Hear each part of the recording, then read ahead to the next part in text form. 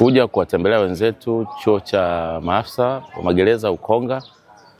Lengo hasa ilikuwa ni kuwapa elimu kuhusu masuala mazima ya usajili wa biashara pamoja na masuala ya leseni, na hiyo inajumuisha pia masuala ya hataza, alama za biashara na alama za huduma. Kimsingi sisi kama BRELA watu wote ni wateja wetu, na kwa vile hiki ni chuo cha maafisa ambao wapo kwenye mafunzo, tunaamini kabisa wanapopata mafunzo haya, kwanza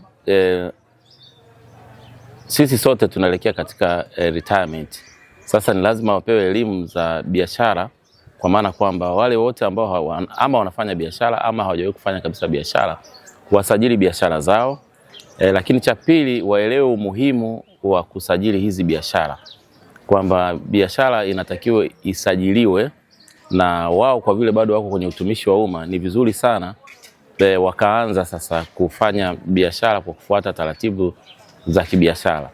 Tumewaeleza kwamba mtu anaweza kaona anafanya biashara, lakini kimsingi hafuati ile misingi ya biashara, kwa maana ajue ametumia gharama kiasi gani kuanzisha biashara, gharama za uendeshaji wa hiyo biashara yake, na faida ni kiasi gani. Wengi unaweza kukuta labda mtu anatumia fursa ambazo hawezi akazigharamisha, kwa maana ya kuzikosti kwenye biashara yake, na huko anaona anapata faida, lakini kimsingi hapati faida mwisho wa siku. Lakini hawa ni maofisa ambao tunategemea wakirudi kwenye vituo vyao, chini yao kutakuwa na askari wa kawaida.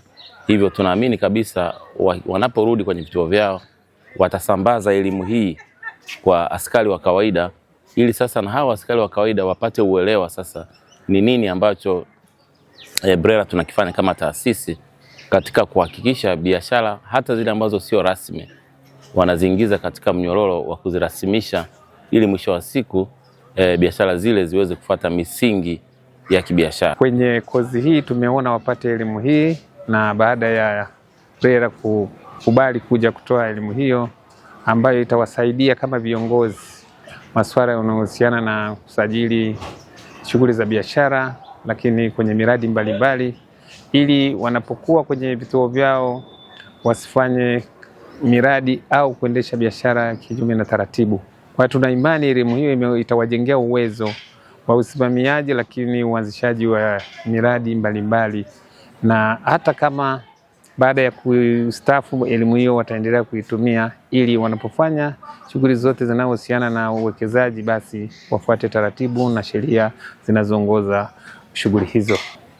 Hii ni kozi ambayo inajumuisha advanced course pamoja na JOS course yenye wanafunzi jumla 659 kwa ujumla. Lakini ukiachana na hilo, tuna wanafunzi kutoka Zanzibar ambao wamejumuika hapa. Kiitifaki mimi ni mratibu wa mafunzo kwenye kozi hii inayoendelea hapa kwa sasa.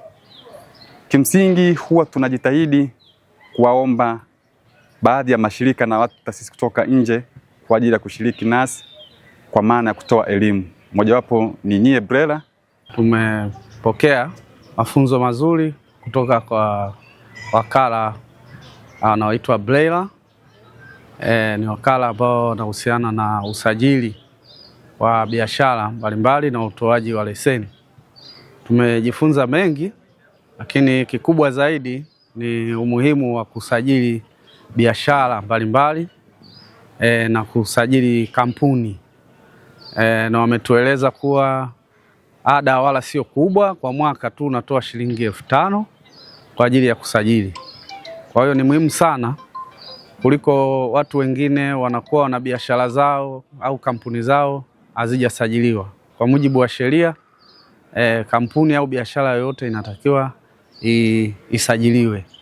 Tumejivunia sana kwa sababu ni kitu ambacho kimetuzindua au kimetuamsha kwamba wafanyakazi, ingawa tunafanya kazi sawa, lakini na sisi pia tuweze kujitegemea wenyewe kwa kuanzisha mambo yetu binafsi ya namna ya kibiashara, ili kuweza kujikwamua na umaskini na vile vile kujiweka katika hali nzuri ya kimaendeleo katika maisha yetu.